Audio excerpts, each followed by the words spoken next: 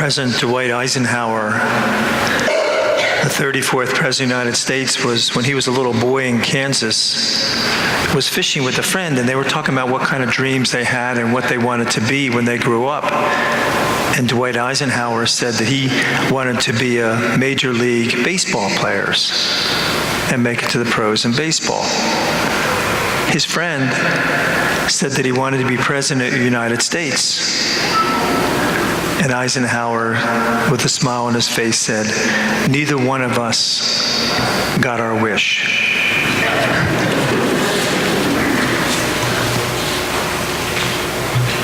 You guys don't even get that, do you? You're all sleeping today.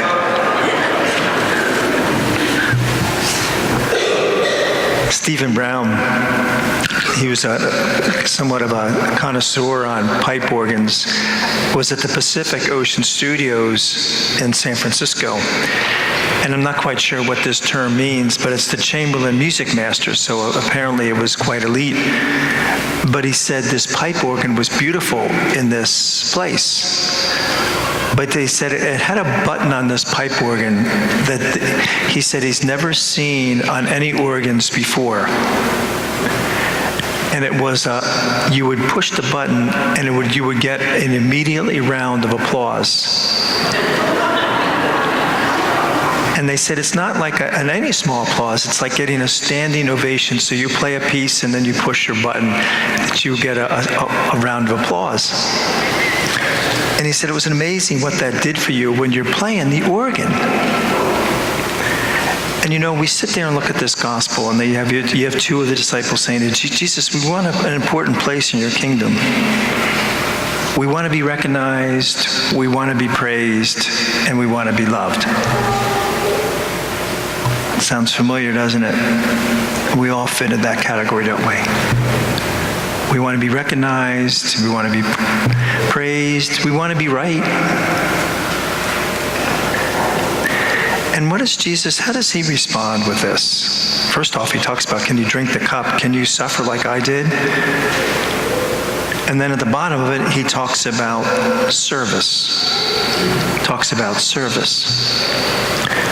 There was a beautiful article I read this past week written by Ann Voskamp.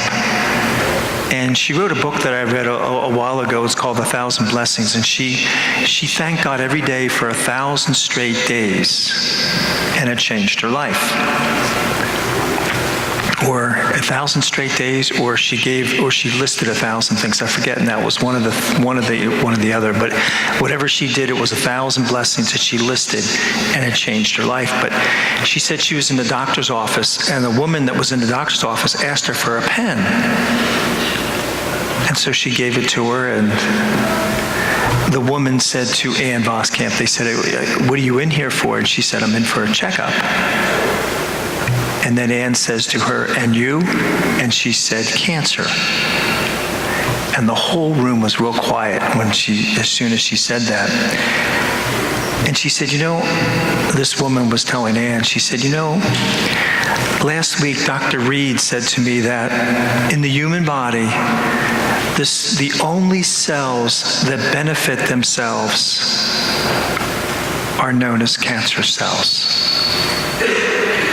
Every cell in the body is there to work for the benefit of the body, except for cancer cells. They work only for themselves and to make themselves grow. And look what it does. I thought, what an amazing, interesting point. We are made to serve. We're geared that way. Everything in our human body is meant that way, directed for something else. And yet when we put inside ourselves something like cancer, what it does, because it's all directed to itself. And we know that in relationships, we know that wherever we are.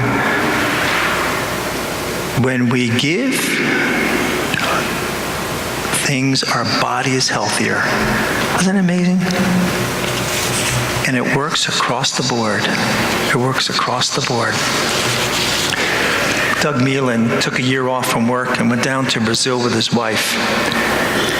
to work with Brazilian Indians that were down there. And when he got down there, they referred to him as the white man.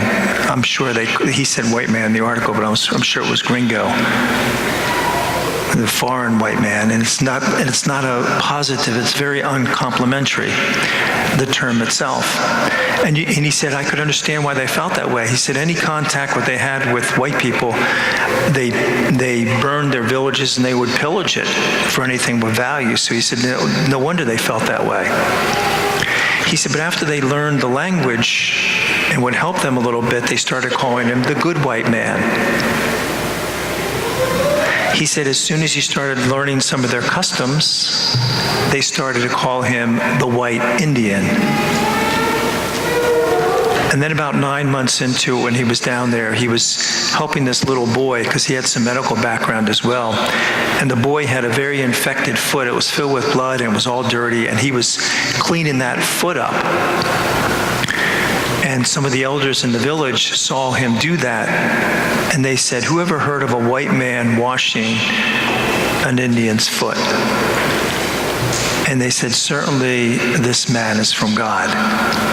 And from that day onward, they used to say, here comes the man God sent us. I thought, what an interesting analogy. White man, good white man, white Indian, the man God sent us. The secret for greatness, the secret for happiness, the secret for contentment is what? Giving ourselves, isn't it? Service. Because we are geared and built that way. God bless you.